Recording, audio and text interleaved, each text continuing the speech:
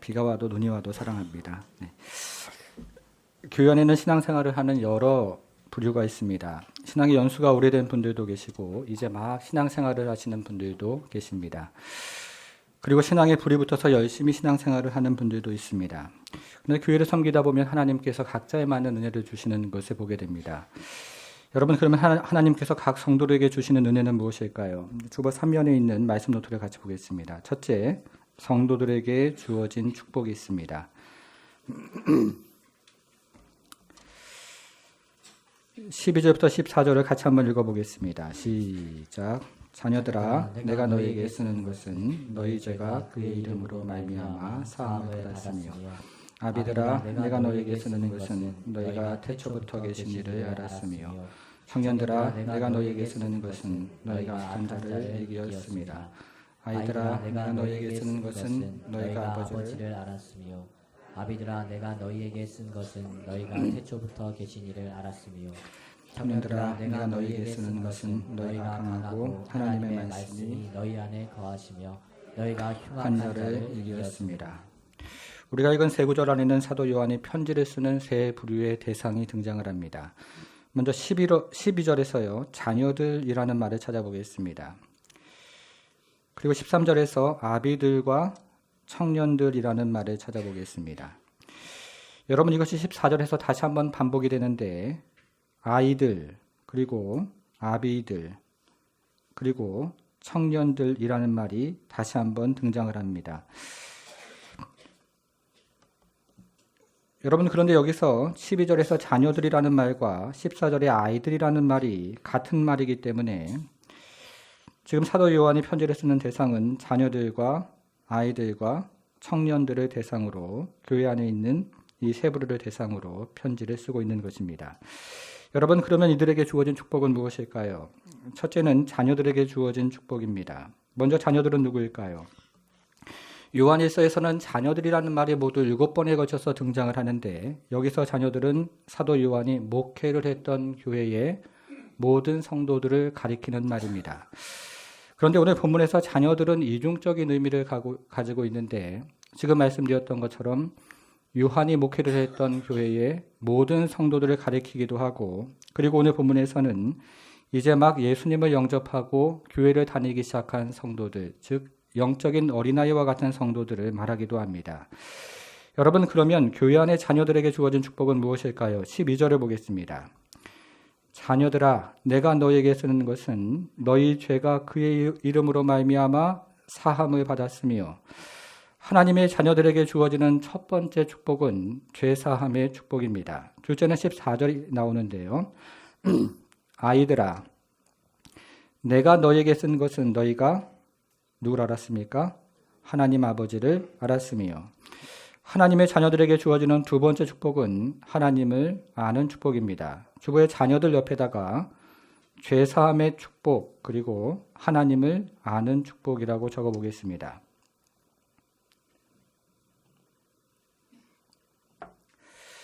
성도 여러분, 여러분들은 죄사함의 축복과 하나님을 아는 축복이 얼마나 놀라운 축복이라는 사실을 아십니까? 로마서 5장을 읽어보면 로마서 5장은 예수 믿기 전에 우리의 상태를 네 가지로 설명을 합니다. 첫째는 구원에 대해서 아무 능력이 없다는 뜻에서 연약한 자라고 이야기를 합니다.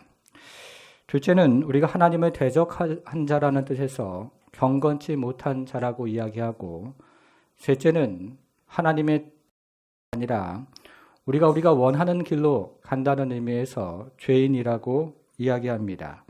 그런 넷째는 원수라는 끔찍한 말로 우리를 설명을 합니다. 여러분, 원수가 누구입니까? 꼴도 보기 싫은 사람이 원수입니다.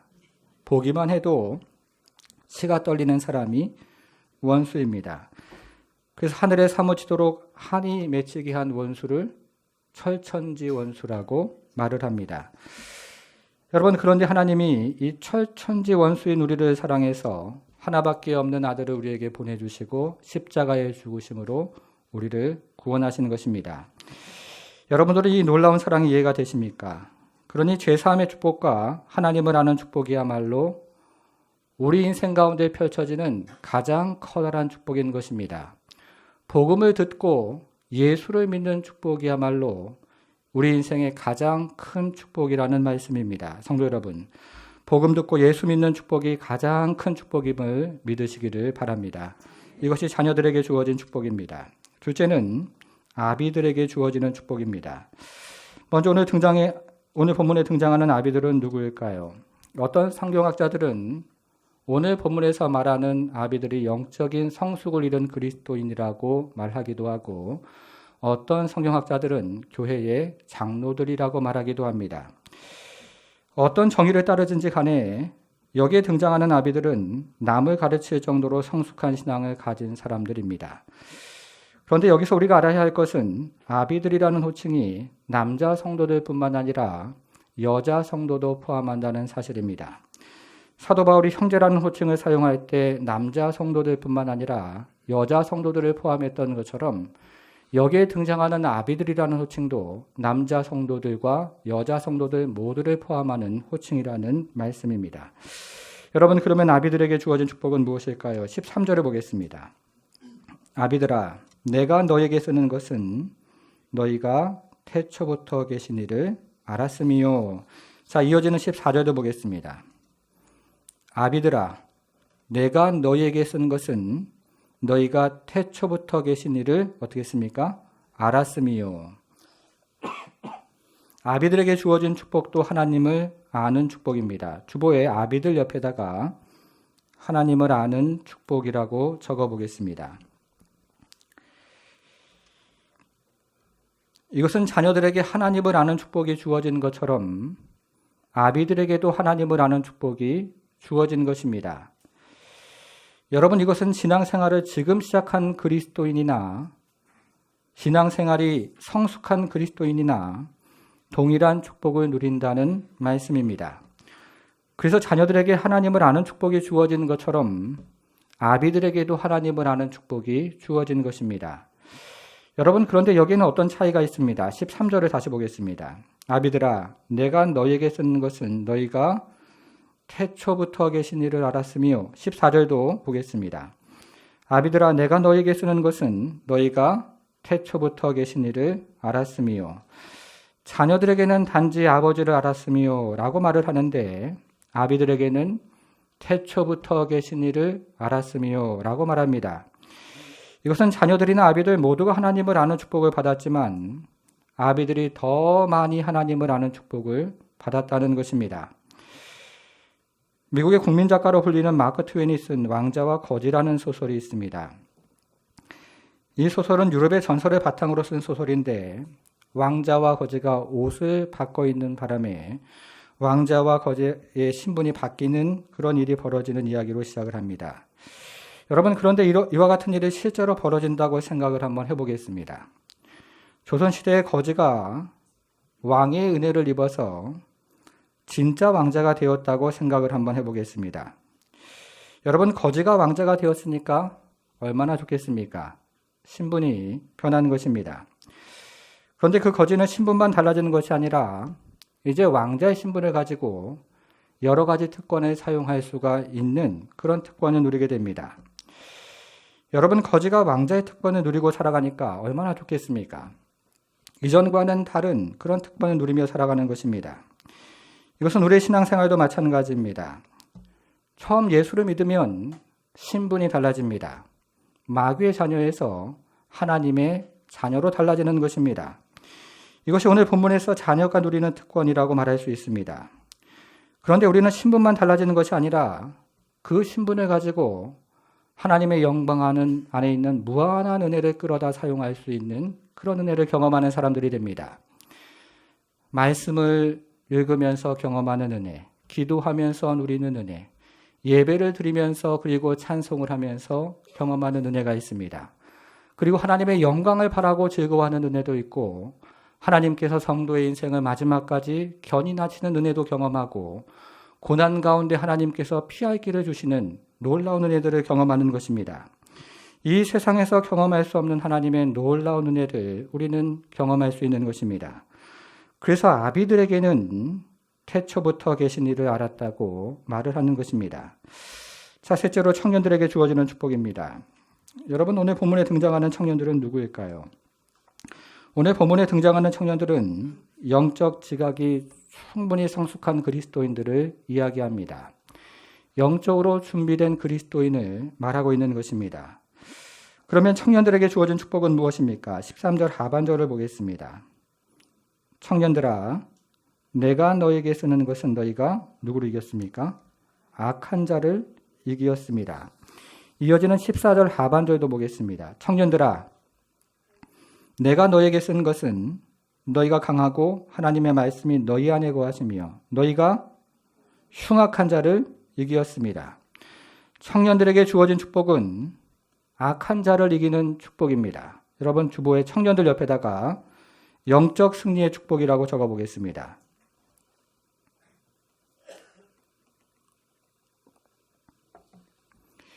여러분 교회 안에는 나이에 상관이 없이 청년의 기백을 가지고 신앙생활을 하는 분들이 계십니다.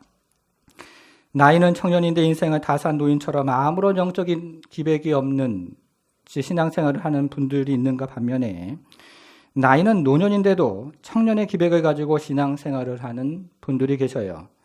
사랑하는 성도 여러분, 축복하기는 청년의 기백을 가지고 찬송하고 기도하고 말씀에 순종하는 성도가 되기를 축복합니다.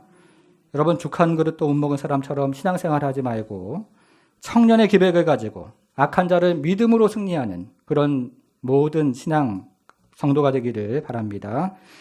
이제 성도에게 주어진 축복을 정리해 보겠습니다. 성도에게 주어진 첫 번째 축복은 죄사함의 축복입니다. 성도에게 주어진 두 번째 축복은 하나님을 아는 축복입니다.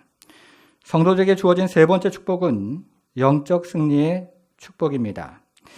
여러분 이 세 가지 축복은 성도들이 이 땅을 살아가는데 가장 기본적이면서도 가장 중요한 축복들입니다. 사랑하는 성도 여러분, 죄사함의 축복과 하나님을 아는 축복과 영적 승리의 축복을 가지고 살아가는 모든 성도 되기를 바랍니다. 그럼 이 같은 축복이 우리에게 주어진 이유가 무엇일까요? 두 번째를 보겠습니다. 둘째, 성도들에게 주어진 소명이 있습니다. 우리는 앞에서 성도들에게 주어진 세 가지 축복을 살펴보았습니다. 그런데 이 땅을 살아가는 성도가 이 같은 축복을 깨닫지 못하고 살아가면 어떻게 될까요? 15절을 보겠습니다. 15절 같이 한번 읽습니다. 시작. 이 세상이나 세상에 있는 것들을 사랑하지 말라. 누구든지 세상을 사랑하면 아버지의 사랑이 그 안에 있지 아니하니. 이 같은 영적인 축복을 깨닫지 못하고 살아가면 이 세상을 사랑하며 살아가게 됩니다. 이 같은 영적인 축복을 알지 못하고 살아가면 이 세상에 있는 것들을 사랑하며 살아가게 되는 것입니다. 매우 끔찍한 이야기입니다. 여러분 그러면 여기서 말하는 세상은 무엇일까요? 사도 요한은 세상이라는 말을 크게 두 가지 의미로 사용을 하는데 하나는 하나님이 선하게 창조한 세상을 뜻하고 다른 하나는 하나님을 대적하는 세상을 뜻하는 말로 사용을 합니다. 그런데 오늘 본문에서 말하는 세상은 선하게 창조된 세상이 아니라 하나님을 대적하는 의미로 오늘 본문에서는 세상이라는 말을 사용을 합니다. 여러분 성경을 뒤로 넘겨서 5장 19절로 가보겠습니다. 자, 5장 19절에서는 세상을 이렇게 이야기하는데요. 또 아는 것은 우리는 하나님께 속하고 온 세상은 누구 안에 처합니까? 악한 자 안에 처한 것이며 이렇게 요한일서가 말하는 세상은 마귀의 통제 아래 있는 세상을 뜻합니다. 그런데 그리스도인들이 영적인 축복을 깨닫고 살아가지 못하면 마귀가 역사하는 세상을 사랑하며 살아가게 되는 것입니다. 매우 끔찍한 말입니다. 오늘 본문은 마귀가 역사하는 세상을 세 가지로 이야기를 합니다. 다시 2장으로 넘어와서 16절로 가보겠습니다. 이는 세상에 있는 모든 것이 첫째, 육신의 정욕과 둘째, 안목의 정욕과 셋째, 이생의 자랑이니 다 아버지께로부터 온 것이 아니요. 어디에서 왔습니까? 세상으로부터 온 것이라.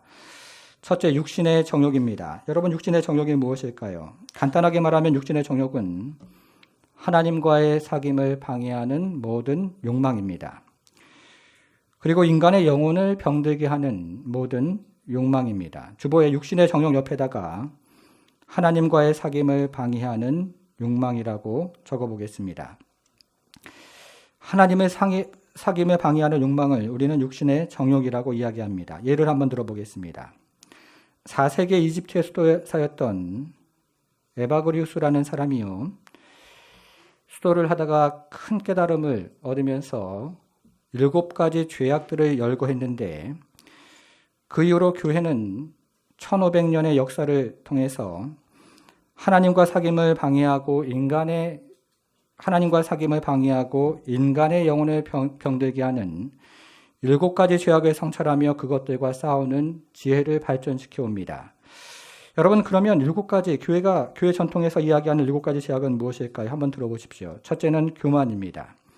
둘째는 시기입니다. 셋째는 분노입니다. 넷째는 낙태이고, 다섯째는 탐욕입니다. 여섯째는 탐식이고, 일곱째는 정욕입니다. 저는 여기서 오늘날 한국교회가 그리고 한국사회에 만연한 탐식이라는 죄를 소개해 보고자 합니다. 여러분들은 성경에 의외로 먹는 이야기가 많이 등장한다는 사실을 깨닫고 계십니까?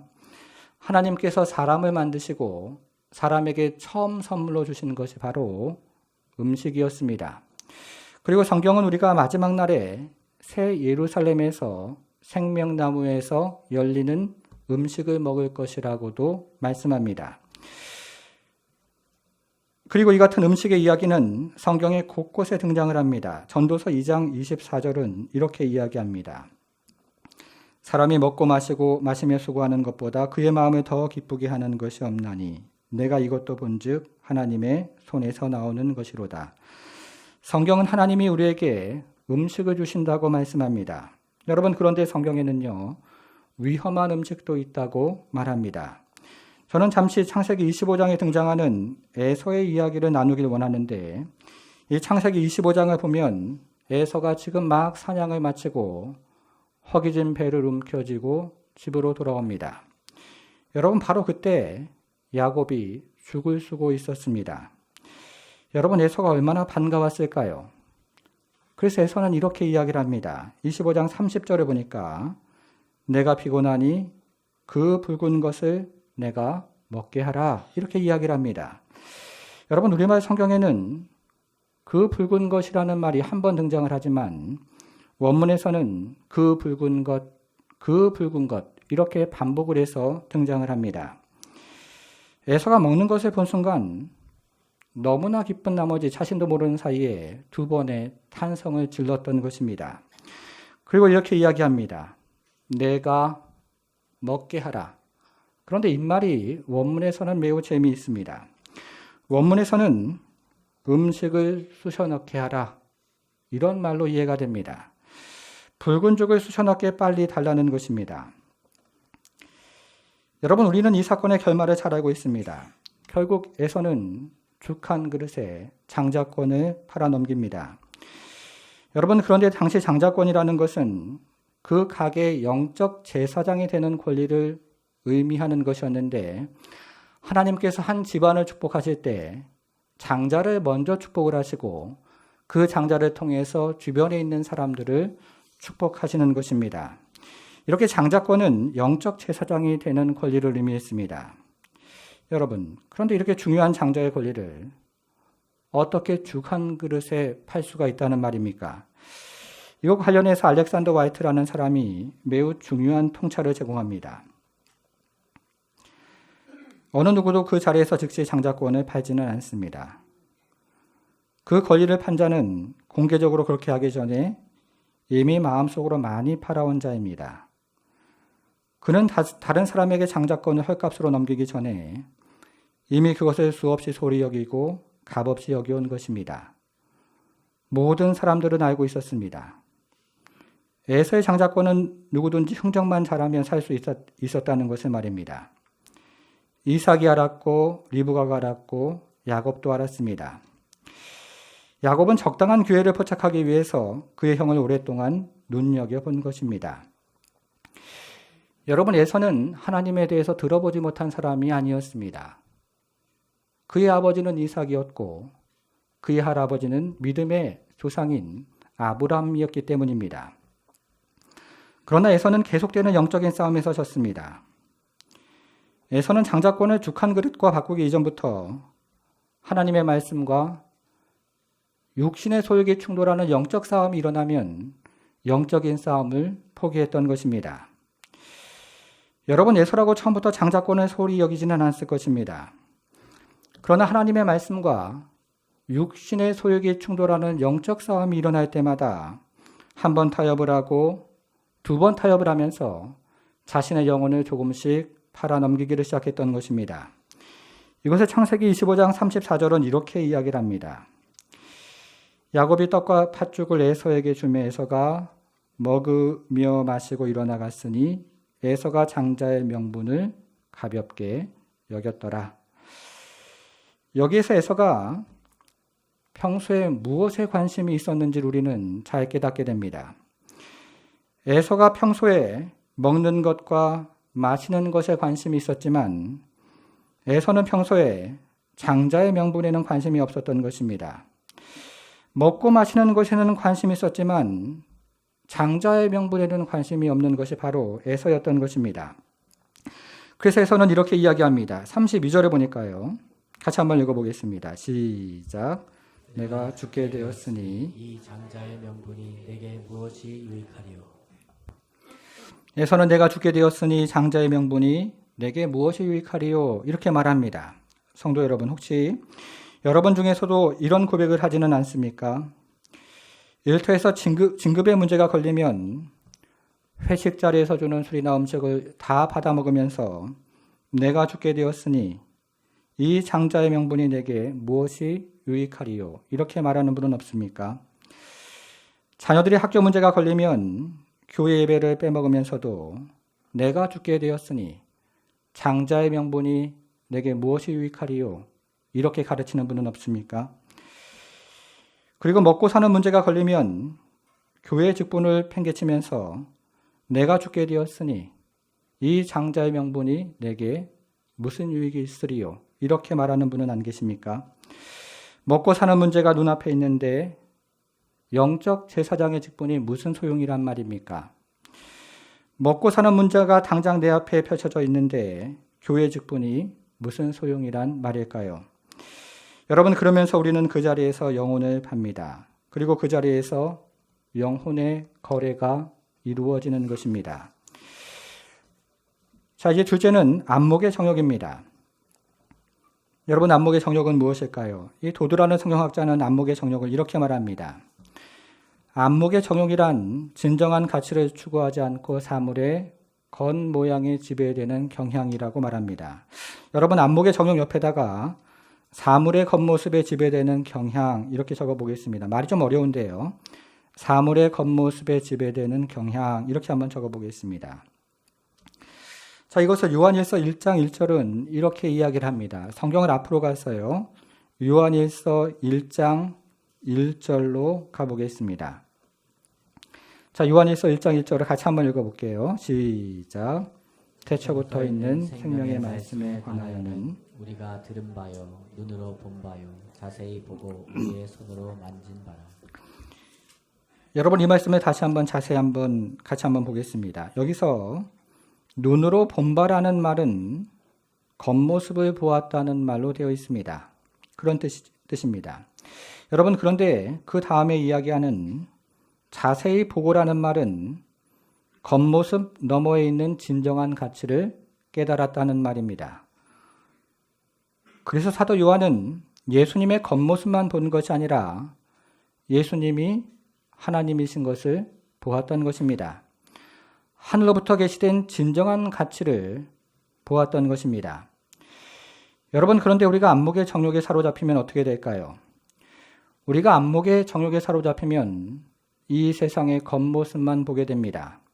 그리고 그 겉모습에 지배가 됩니다. 이렇게 우리가 안목의 정욕에 사로잡히면 이 세상의 겉모습만 보게 되어서 그 너머에 있는 진정한 영적인 가치를 깨닫지 못하게 되는 것입니다. 여러분, 그래서 오늘날에 살아가는 성도들이 노동의 가치보다 돈의 가치를 더 중요하게 생각합니다. 그리고 존재의 가치보다 소유의 가치를 더 중요한 것으로 여기기도 합니다.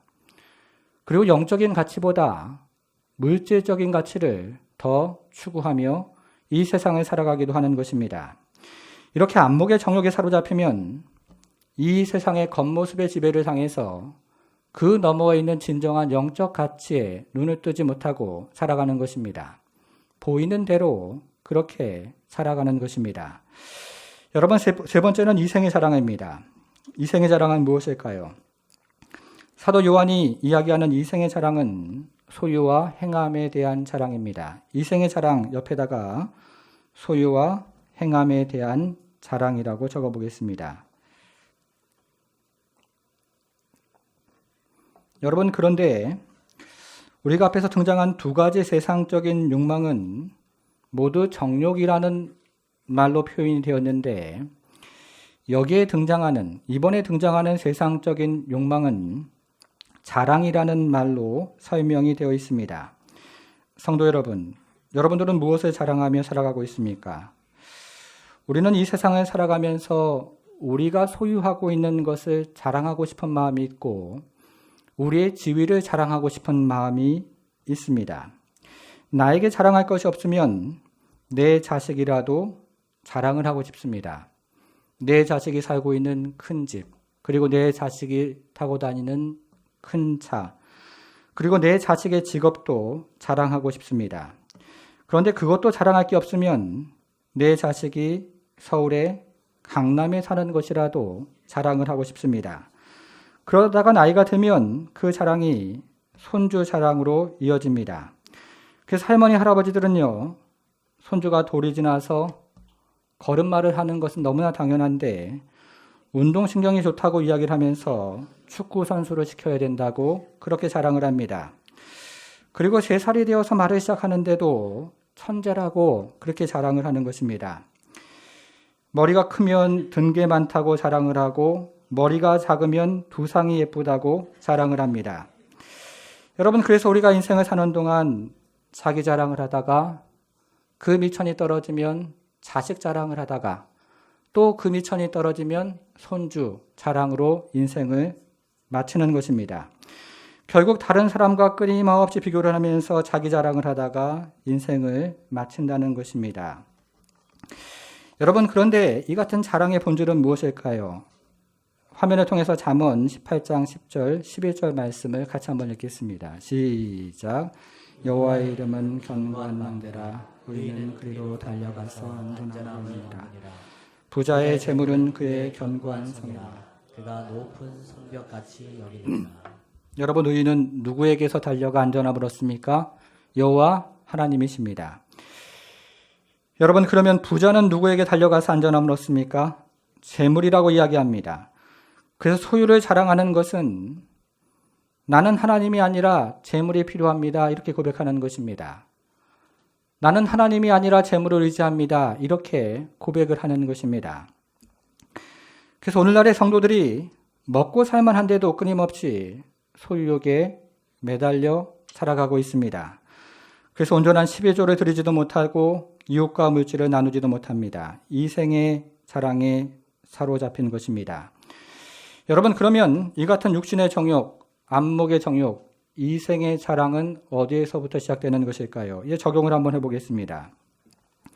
우리는 첫 번째 단락에서 3가지 영적인 축복에 대해서 살펴보았고, 두 번째 단락에서 3가지 세상적인 욕망에 대해서 살펴보았습니다. 그런데 이 3가지가 각각 매우 선명한 대조를 이루어갑니다. 먼저 출처가 다릅니다. 여러분, 3가지 영적 축복의 출처는 어디일까요? 16절에서요. 아버지께로부터라는 말을 찾아보겠습니다. 죄사함의 축복, 하나님을 아는 축복, 그리고 영적 승리의 축복은 하나님 아버지로부터 나오는 것입니다. 여러분, 그러면 육신의 정욕과 안목의 정욕, 이생의 자랑의 출처는 어디일까요? 16절 같이 한번 다시 읽어보겠습니다. 시작. 이는 세상에 있는 모든 것이 육신의 정욕과 안목의 정욕과 이생의 자랑이니 다 아버지께로부터 온 것이 아니요 세상으로부터 온 것이라. 어디부터 온다고요? 세상으로부터 온 것이라, 이렇게 이야기를 합니다. 여러분, 그런데 이 세상은 어떤 세상이었습니까? 요한일서 5장 19절을 우리가 살펴본 것처럼 마귀의 통제 아래 있는 세상입니다. 그래서 육신의 정욕과 안목의 정욕과 이생의 자랑은 마귀로부터 오는 것입니다. 성도 여러분, 여러분들은 마귀의 존재를 믿으십니까? 하나님을 대적하고 성도를 대적하는 마귀의 존재가 있습니다. 그런데 이 마귀는 우리가 살아가는 세상의 가치를 뒤죽박죽 바꿔놓는 일을 합니다. 여러분, 여기가 마트라고 한번 생각을 해보겠습니다. 여러분들이 물건을 사러 마트로 왔는데 마트에 있는 물건의 가격표가 뒤죽박죽 바뀌어져 있다면 어떤 일이 일어날까요? 대혼란이 일어날 것입니다. 가치가 있는 물건에 싼 가격표가 붙어 있고 가치가 없는 물건에 비싼 가격표가 붙어 있으면 주부들에게는 대혼란이 일어날 것입니다. 그런데 마귀가 이 세상에서 그와 같은 일을 하고 있는 것입니다. 그래서 마귀는 사람들의 눈을 혼미하게 만들어서 정말 중요한 가치를 깨닫지 못하게 하고 보지를 못하게 합니다. 그러나 마귀는 정말 중요하지 않은 가치에 시간과 그리고 우리의 돈을 모두 쓰게 만들어 버립니다. 정말 중요하지 않은 가치에 우리의 인생을 모두 낭비하게 만들어 버리는 것입니다. 그래서 결국 우리의 인생을, 성도의 인생을 에서와 같은 인생으로 만들어 버리기를 원합니다. 에서가 먹으며 마시고 일어나서 갔으니 에서가 장자의 명분을 가볍게 여김이었더라. 먹고 마시는 것을 중요하게 만들고 영적 제사장의 직분을 가볍게 만듭니다. 먹고 마시고 즐기는 것을 중요하게 만들고 교회 직분을 아무것도 아닌 것처럼 생각하게 만듭니다. 그래서 오늘날의 많은 성도들이 마귀에 속아서 에서와 같은 말을 합니다. 내가 죽게 되었으니 이 장자의 명분이 내게 무엇이 유익하리요? 당장 눈앞에 먹고 사는 문제가 급한데 장자의 명분이 무슨 소용이 있단 말입니까? 당장 눈앞에 먹고 사는 문제가 급한데 교회의 직분이 무엇이 중요하단 말입니까? 이렇게 이야기를 하는 것입니다. 여러분, 그런데 우리가 잠시 동안에요, 우리가 정말로 중요하다고 생각하는 것이 무엇인지를 한번 생각해 보기를 원합니다. 여러분, 그런데 우리가 정말로 중요하다고 생각하는 것들 대부분은 한줌 바람처럼 사라지는 것들입니다. 17절을 보겠습니다. 17절. 이 세상도 그 정욕도 어떻게 됩니까? 지나가는 것입니다. 오직 하나님의 뜻을 행하는 자는 영원히 거하느니라. 이 세상도 지나갑니다. 그리고 이 세상의 정욕도 지나갑니다. 이 세상도 지나가고 그 안에 있는 정욕도 한줌 바람처럼 지나가는 것입니다. 그런데 마귀는 한줌 바람처럼 사라지는 것들을 매우 중요한 것처럼 여기게 만들어서 우리의 인생을 그곳에 모두 낭비하게 만들어버리는 것입니다. 그리고 우리에게 영원한 가치를 깨닫지 못하도록 우리의 영혼의 눈을 가리는 일을 열심히 하는 것입니다. 그래서 결국 우리를 에서처럼 만들려고 노력하고 있는 것입니다. 성도 여러분, 그런데 우리가 영원한 가치를 깨닫지 못하고 인생을 살아가면 마지막에 크게 피눈물을 흘리며 후회하는 날이 있습니다. 그러나 그 날에는 아무 소용이 없습니다. 그래서 우리는 정신을 차리며 살아가야 하는 것입니다. 여러분, 그러면 우리가 어떻게 영원한 가치와 한줌 바람처럼 사라지는 가치를 깨달으면서 분별하면서 신앙생활을 할 수가 있겠습니까? 이제 마지막으로 14절을 다시 한번 읽어보겠습니다. 14절. 아이들아, 내가 너희에게 쓴 것은 너희가 아버지를 알았으며 아비들아, 내가 너희에게 쓴 것은 너희가 태초부터 계신 이를 알았으며. 잘 보십시오. 청년들아, 내가 너희에게 쓴 것은 너희가 강하고 어디 안에 거하라고요? 하나님의 말씀이 너희 안에 거하시며 그러면 너희가 흉악한 자를 이기었습니다. 하나님의 말씀 안이 우리 안에 거하면 그러면 악한 자를, 마귀를 이긴다고 이야기합니다. 여러분, 마귀는 지금도 이 세상의 가치를 뒤죽박죽으로 만들어 놓습니다. 그래서 한줌 바람처럼 사라지는 것들을 중요한 것처럼 만들어서 우리의 인생을 모두 낭비하게 만들어버리는 것입니다. 결국 우리의 인생을 에서와 같은 인생으로 만들어 버리기를 원하는 것입니다.